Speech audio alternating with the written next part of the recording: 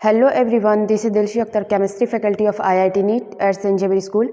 आज हम पढ़ेंगे इक्विलिब्रियम में एक्टिव मास क्या होता है। ठीक है, इक्विलिब्रियम का डिफिनीशंस जो है क्या था क्या नहीं था। आपका डायनेमिक इक्विलिब्रियम हो गया था, अब पढ़ना है एक्टिव मास। ठीक है, एक्टिव मास के बारे में पढ़ते हैं। तो चलिए स्टार्ट करते हैं। एक्टिव मास क्या होता है। ठीक है, active mass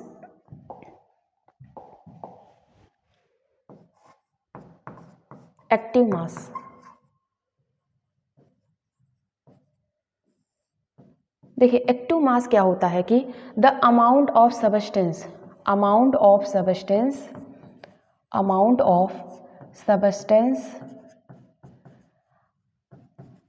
that ready to participate,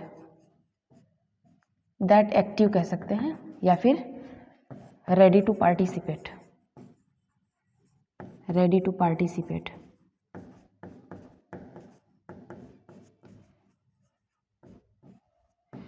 देखिए, एक्टिव मास क्या होता है कि मतलब amount of substance that active, मतलब क्या है कि एक्टिव मास किसको बोलते हैं कि आपका कोई भी जो सबस्टेंस है वो वर्क करने के लिए क्या रहे, एक्टिव रहे, उसको हम बोलते हैं एक्टिव मास। जैसे एग्जांपल, जैसे हम मान लेते हैं घर पे आपका किचन रहता है, किचन में ढेर सारे सामान रहते हैं। ठीक है, अब कुछ चीज़ें ऐसी हैं तो डेली आपका यूज़ होता है, एक्टिव रहती हैं। जैसे अगर हम बात करें तो गैस सिलेंडर, उसका यूज़ प्रॉपर किया जाता है।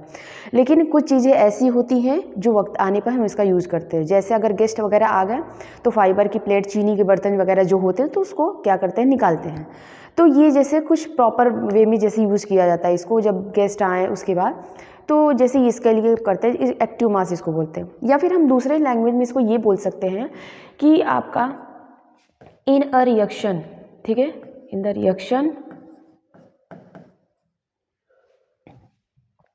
रिएक्शन दैट मास और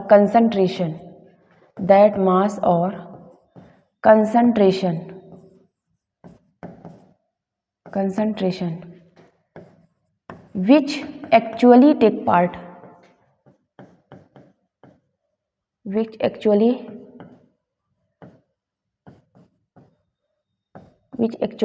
part in a reaction, ठीक है, is known as active mass.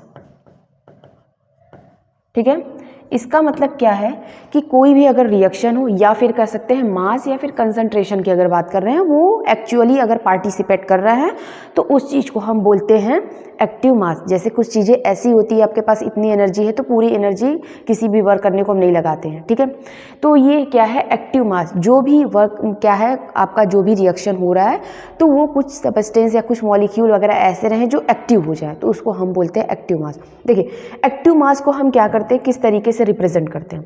Active mass को हम इस तरीके से रिप्रेजेंट करते हैं। जैसे हम मान लेते हैं आपका एक्टिव मास मान लेते हैं ए का लिखना है। ठीक है, ए क्या है, कोई सबस्टेंस है। अब इसका हमको एक्टिव मास लिखना है तो इस तरीके से हम लिखते हैं, ए ब्रैकेट में करके इसको लिखा जाता है। तो इसका मतलब कि यहाँ पे क्या था, एक तरीके का सबस्टेंस था। अब हम यहाँ बोलेंगे कि ए इज़ द एक्टिव मास। ठीक है, एक्टिव मास ऑफ ए, यहाँ पे इसको बोलेंगे हम active mass of A, active mass of A बोलेंगे। ठीक है, एक्टिव मास ऑफ ए। इसी तरीके से बी, हम कोई सबस्टेंस लेंगे, इसका एक्टिव मास निकालेंगे तो ये हो जाएगा। ठीक है, एक्टिव मास को क्या करते हैं, ब्रैकेट में इस तरीके से क्या करते हैं, डिनोट करते हैं। ओके, ये रहा आपका एक्टिव मास। एक्टिव मास कुछ नहीं है, आप बस इतना डिफिनेशन जानिए और किस तरीके से इसको रिप्रेजेंट करते हैं, बस इतना है। ओके, अब हम स्टार्ट करते हैं law of mass of action. ठीक है, देखते हैं आपका law of mass of action क्या है। ठीक है, तो चलिए स्टार्ट करते हैं। Law of mass of action, ठीक है, law of mass of action क्या है आपका, चलिए देखते हैं। Law of mass of action क्या है, ये क्या है, इट रिलेट, पहले इसको देखते हैं क्या कहता है। It relate the rate of reaction, and active मास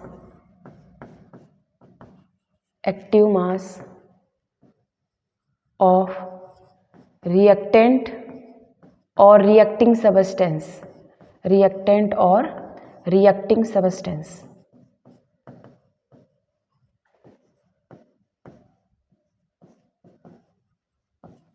ठीक है, इसको हम बोलते हैं, ये देखिए क्या है, law of mass of action.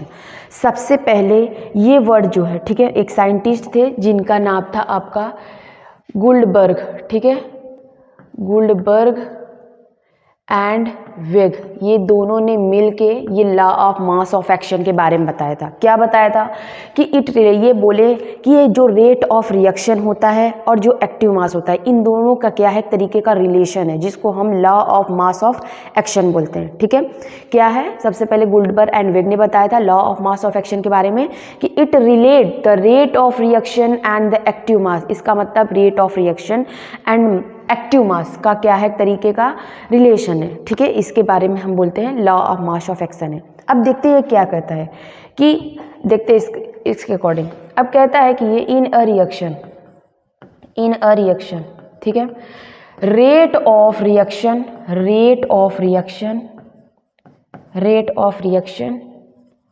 Eight given temperature, ठीक है, rate of reaction at given temperature is directly proportional to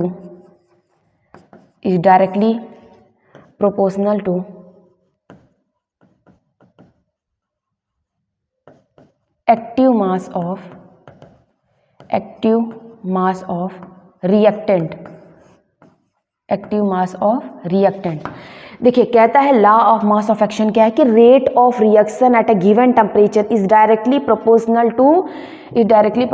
to the active mass of reactant. इसका मतलब क्या है, जो रेट ऑफ रिएक्शन है वो एक्टिव मास के क्या है, डायरेक्टली प्रोपोर्शनल है। जैसे आपका ये कह रहा है, ठीक है, law of mass of action के अकॉर्डिंग कह रहा है rate of directly proportional to किसके है, एक्टिव मास के। ठीक है, एक्टिव मास के। इसका मतलब ओवरऑल फाइनली मिला के ये कह रहा है आपका कि जो रेट है वो आपका एक्टिव मास के क्या है, डायरेक्टली प्रोपोर्शनल होता है। ठीक है, law of mass of action कहता है ये किसके बीच का रिलेशन है कि rate of reaction eight active mass के बीच का रिलेशन है। ये कहता है कि जो rate of reaction at in given temperature is directly proportional to active mass of reactant. ठीक है, एक्टिव मास ऑफ रिएक्टेंट, याद रखना है कि एक्टिव मास रिएक्टेंट का देखना है, एक्टिव मास ऑफ रिएक्टेंट। ठीक है, यहाँ पे रिएक्टेंट, यहाँ पे रिएक्टेंट, इसलिए आपको बता दे रहे हैं। तो एक्टिव मास ऑफ रिएक्टेंट का देखना है। ठीक है, इसको बोलते हैं law of mass of action. चलिए एग्जांपल के हिसाब से देखते हैं। जैसे अगर हम मान लेते हैं यहाँ पे क्या है आपका, कोई एक तरीके का रिएक्टेंट है। ठीक है, अब ये क्या कर रहा है, फाइनली आपका प्रोडक्ट में कन्वर्ट हो रहा है। ठीक है, ये प्रोडक्ट में अगर हम इसका क्या करें, law of mass of action के अकॉर्डिंग, ठीक है, मान लेते हैं ये क्या है, let A is the substance है। ठीक है, ए इज द क्या है आपका, सबस्टेंस है, let A B the substance. अब हम इसके अगर लिखना चाहें एंड एक्टिव मास, अगर इसका एक्टिव मास निकालें and active mass of A B क्या हो जाएगा, इस तरीके से लिखेंगे। ए का एक्टिव मास अगर लिखना रहे तो हम कुछ इस तरीके से लिखेंगे। अब हम यहाँ पे लिखेंगे कि according to law of mass of action के अकॉर्डिंग अगर हम देखें तो law of mass of action के अकॉर्डिंग क्या कहता है आपका कि इसका अगर निकालें, ये क्या है आप तरीके का, ये क्या है, रिएक्टेंट है, तो ये प्रोडक्ट है। अब हम इस तरीके से क्या करें, रेट निकालना है, law of mass of according ये क्या निकालेंगे, rate is directly proportional to क्या था, एक्टिव मास। अगर हम निकालें रिएक्टेंट का निकालना है तो रिएक्टेंट यहाँ पे क्या है, ए है, और इसको आप क्या करना है, एक्टिव मास में, तो ये हो जाएगा। इस तरीके से हम law of mass of action के अकॉर्डिंग कोई भी रिएक्शन दिया रहता है तो हम इस तरीके से करते हैं। ये तो अभी इस तरीके से हमने बताया। अब इसको क्या करेंगे, अब प्रोपोर्शनल हटाएंगे तो यहाँ पे एक कांस्टेंट आता है के। ठीक है, इस तरीके से हम क्या करते हैं, इसको लिख सकते हैं। ये क्या है, एक तरीके का कांस्टेंट है। अगर हम मान लीजिए, इसका मतलब ये है कि अगर आप रेट को अगर आप बढ़ा रहे हैं तो ये देख रहे हैं एक्टिव मास ऑफ ये भी बढ़ रहा है, रिएक्टेंट का भी बढ़ रहा है। इसका मतलब रेट को बढ़ाने पर एक्टिव मास ऑफ ए भी इंक्रीज कर रहा है। अगर आप ग्राफ बनाना चाहें एक तरीके का एक्टिव मास का और आपका रिएक्टेंट का, तो क्या होगा, कुछ इस तरीके से बढ़ेगा। तो कुछ इस तरीके से हो जाएगा, ठीक है। अगर हम क्या करें, इसी को मान लीजिए अगर हम 2 गुना ले लेते हैं तो ये क्या आपका प्रोडक्ट बना रहा है, ठीक है, ये आपका जो है प्रोडक्ट बना रहा है, मान लेते हैं ये ले लेते हैं,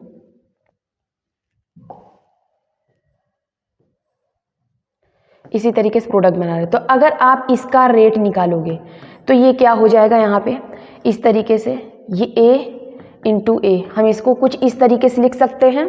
अब क्या करेंगे, अब इसको क्या करना है कि ये आप रेट को, इस रेट को पहली बार प्रोपोर्शनल हैंड कांस्टेंट के आएगा और यहाँ पे आप A स्क्वायर इस तरीके से लिख सकते हैं। ये क्या रहेगा, आपके पावर में आ जाएगा, ठीक है। हम क्या करते हैं, इसको इस तरीके से लिख सकते हैं। चलिए अब हम एक आध 2 रिएक्शन लेके आपको अच्छे से बताते हैं, ठीक है।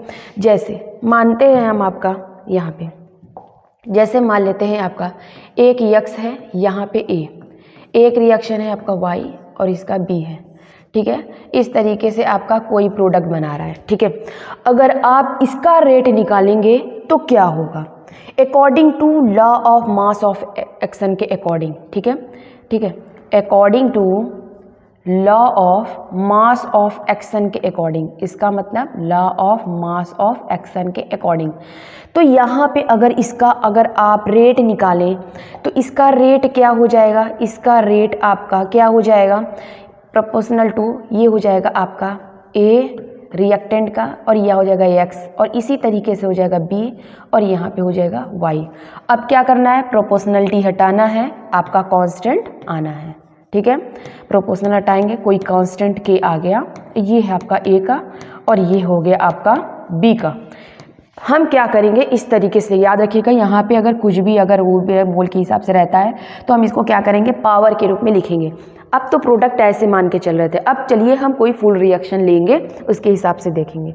जैसे हम मान लेते हैं यहाँ पे आपका क्या है, एक तरीके का यहाँ पे हम मान लेते हैं आपका A है, ठीक है, यहाँ पे A है और यहाँ पे आपका B है, ठीक है, और ये रिएक्शन हो रहा है इक्विलिब्रियम में, ये आपका C बना रहा है और ये आपका D है, ठीक है, इस तरीके से, सॉरी यहाँ ब्रैकेट में नहीं लिखना है, ये D है, ये है। तो अब क्या करना है, चलिए according to law of mass of action के अकॉर्डिंग अगर आप देखो तो इसका क्या हो जाएगा, अगर इसका देखो पहली बार इसमें 2 कंडीशन है। पहले बात ये कि ये अगर हम ऐसे पे देखें तो ये रिएक्शन क्या है आपका फॉरवर्ड हो रहा है, अगर हम इसके अकॉर्डिंग देखें तो ये रिएक्शन क्या है रहा है, बैकवर्ड हो रहा है। क्यों, क्योंकि इक्विलिब्रियम के अकॉर्डिंग को देखना है, यहाँ पे इक्विलिब्रियम है, ठीक है, यहाँ पे क्या है, इक्विलिब्रियम है। अब क्या करेंगे, यहाँ पे अगर आप यहाँ से अगर यहाँ चली तो क्या होगा, आपका रिएक्टेंट से आप जा रहे हो प्रोडक्ट की तरफ, इसका मतलब इसका ये रिएक्टेंट अगर यहाँ पे RF के हिसाब से चलना है आपको, ठीक है, रेट ऑफ रिएक्शन के अकॉर्डिंग। तो अगर आप इसका रेट निकालो तो अगर हम इसका निकालेंगे फॉरवर्ड के अकॉर्डिंग, ठीक है, फॉरवर्ड के अकॉर्डिंग निकालना है तो हम क्या करेंगे, इस डायरेक्टली प्रोपोर्शनल टू हम इसका इस तरीके से करेंगे, इसके अकॉर्डिंग फॉरवर्ड के अकॉर्डिंग, तो रिएक्टेंट ये है तो ये हो जाएगा A, इसी तरीके से हम इसका करेंगे तो ये हो जाएगा B। अब क्या करना है, इसके अकॉर्डिंग निकालना है, इसका मतलब यहाँ पे बैकवर्ड के अकॉर्डिंग निकालेंगे, तब रेट क्या हो जाएगा आपका, तब ये हो जाएगा आपका C की पावर C एंड हो जाएगा D की D पावर, ठीक है। अब क्या करना है आपको, रेट को, इसका मतलब हम RF से लिख सकते हैं, इसका मतलब रेट ऑफ फॉरवर्ड रिएक्शन, यहाँ पे रेट की जगह हम RF लिखेंगे। F क्यों लिखा, क्योंकि रेट ऑफ फॉरवर्ड रिएक्शन। अब प्रोपोर्शनल हटाते हैं, कोई कांस्टेंट हम मान लेते हैं K आया, ठीक है, हम यहाँ लिख देते हैं आपका ये A हो गया, ये आपका क्या हो गया, B हो गया, ठीक है। अब इसी तरीके से बैकवर्ड का लिखेंगे तो B और ये हो जाएगा K, इसी तरीके से C का हो गया। इस तरीके से हम क्या करते हैं, किसी भी रिएक्शन का देखते हैं, इसका मतलब law of mass of action के अकॉर्डिंग हम इसको इस तरीके से कैलकुलेट करते हैं, ठीक है।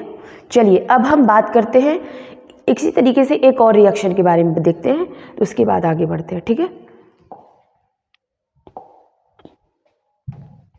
जैसे ये आपका एक तरीके का रिएक्शन है, ठीक है, एक रिएक्शन है आपका, यहाँ पे आपका A, ठीक है, यहाँ पे है आपका M, ठीक है, ये रिएक्शन है आपका B, ये इक्विलिब्रियम Q एंड ये है D, ये एक तरीके का रिएक्शन है। अब इसमें क्या करना है, law of mass of action के अकॉर्डिंग आपको देखना है।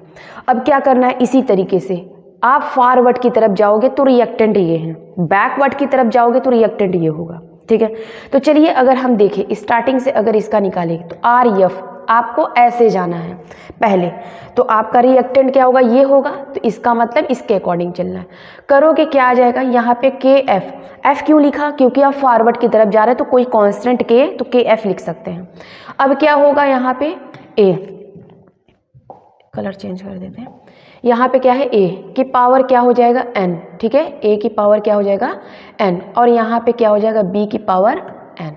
इसका हम इस तरीके से निकाल लेते हैं। चलिए ये मान लेते हैं फर्स्ट। अब इसी तरीके से अगर हम इसका क्या करें बैकवर्ड का निकालें तो हम यहाँ पे आर बी इक्वल के बी लिख सकते हैं। क्यों, क्योंकि यहाँ रिएक्शन बैकवर्ड जा रही है, तो हम यहाँ लिखेंगे सी की पावर पी एंड लिखेंगे डी की पावर क्यू। ये हो जाएगा आपका इक्वेशन सेकंड। अब क्या करना है आपको, इक्वेशंस फर्स्ट एंड सेकंड से देखना है। इक्वेशन फर्स्ट एंड सेकंड भी है, ठीक है, आपको इसके देखना है। अब क्या देखना है, अकॉर्डिंग टू इक्विलिब्रियम के अकॉर्डिंग क्या होता है आपका, इक्विलिब्रियम के अकॉर्डिंग ये होता है कि आपका कि जो आपका आर एफ है वो क्या होता है आर बी के इक्वल होता है। क्या है इक्विलिब्रियम के केस में, ठीक है, इक्विलिब्रियम के केस में क्या होता है R F equal to R B होता है। तो हम इक्वेशन फर्स्ट एंड सेकंड से क्या हम इसको इस तरीके से लिख सकते हैं के एफ इजिकल टू सॉरी यहाँ पे हम इस तरीके से लिख सकते हैं के एफ ए की पावर एम एंड बी की power N is equal to, हम यहाँ पे लिख सकते हैं के बी सी की पावर पी एंड डी की पावर क्यू। ठीक है, हम इसको क्या कर सकते हैं कुछ इस तरीके से लिख सकते हैं। अब क्या देखेंगे यहाँ पे आप, अब यहाँ देखिए ये के एफ है, यहाँ के बी है। अब हम क्या करें, ये के एफ है, ठीक है, ये क्या है के एफ है। अब इस के एफ को क्या करना है, ये के एफ है, ये के बी को नीचे लेके आना है, ये हो जाएगा के बी।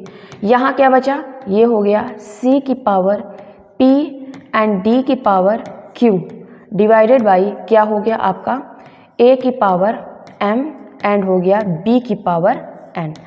ठीक है, और ये रेशियो, इसका मतलब रेशियो मतलब क्या है कांस्टेंट आपका मतलब फॉरवर्ड और बैकवर्ड का आपने दोनों लिखा है, rate of forward reaction and backward reaction, और इसी रेशियो को बोलते हैं आपका के सी बोले या तो के इक्विलिब्रियम, इसका मतलब इसी को बोला जाता है आपका इक्विलिब्रियम कांस्टेंट, इसी को बोलते हैं आपका इक्विलिब्रियम कांस्टेंट, इसी को बोलते हैं इक्विलिब्रियम कांस्टेंट, इसी को बोला जाता है।